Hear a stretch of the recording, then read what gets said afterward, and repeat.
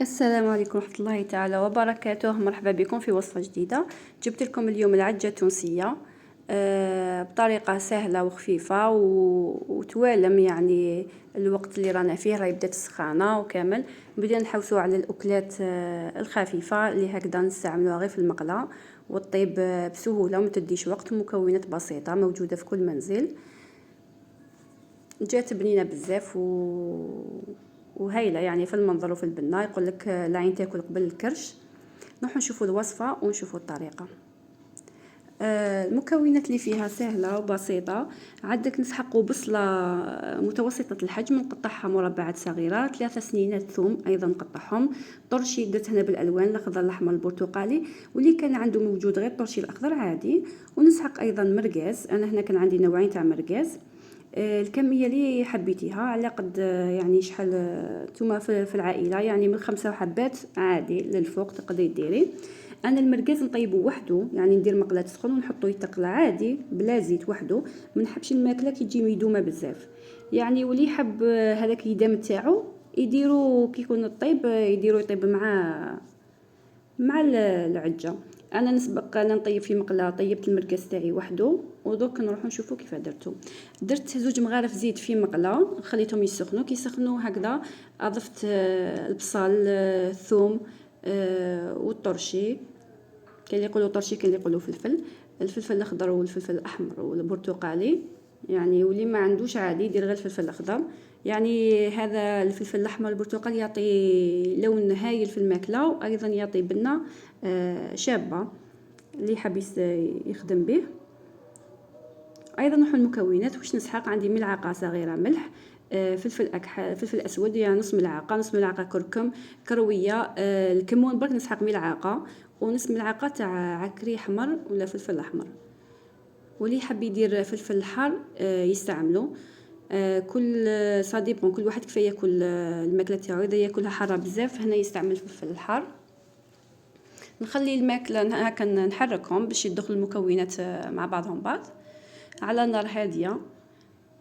نخليهم يتقلاو حتى يذبال هذاك البصل والطرشي وكامل. نغطيهم ونخليهم في غرضهم يتقلاو ويذبلوا. بعد ما رجعت هكذا كانوا ذبلت البصل تاعي والطرشي، ضفت 2 حبات طماطم اللي كانوا متوسطين الحجم، نحيت لهم القشره تاعهم وقطعتهم مربعات ايضا. واللي ما يحبش طماطيش هكذا يعني حب يقدر يرحيها يميكسيها ويضيفها. انا نحب الخضره يعني نحب نحس بالطماطم بالطرشي، نحبهم يكونوا مقطعين صغار. وايضا ضفت هنا فلفل حار، اللي يحب اللي عنده في الحال ماشي ما عندوش يقدر يدير هريسه عادي.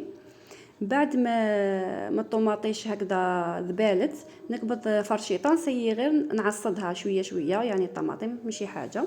بعدها ندير نص ملعقه تاع طماطم مصبره مع نص كاس تاع ما، نخلطهم ونضيفهم. اذا كنت محتاجه شويه ما نزيد لها. انا هنا ضفت ايضا يعني فنجان، نص كاس ما يكفي او كاس الا ربع يكفي باش الماكله تاعي شغل تطلق على بعضها بعض وتعطيني ان صوص.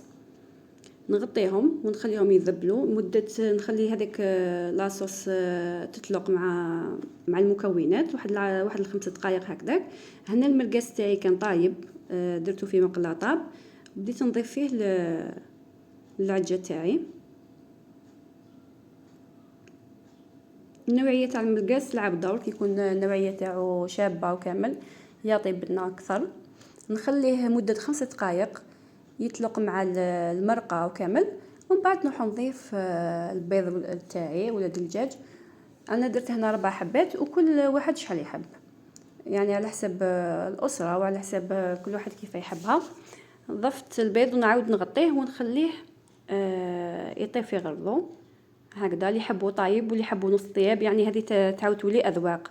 هكذا كما راكم تشوفوا العجه تاعي وجدت، جات تشهي وجات بنينه بزاف،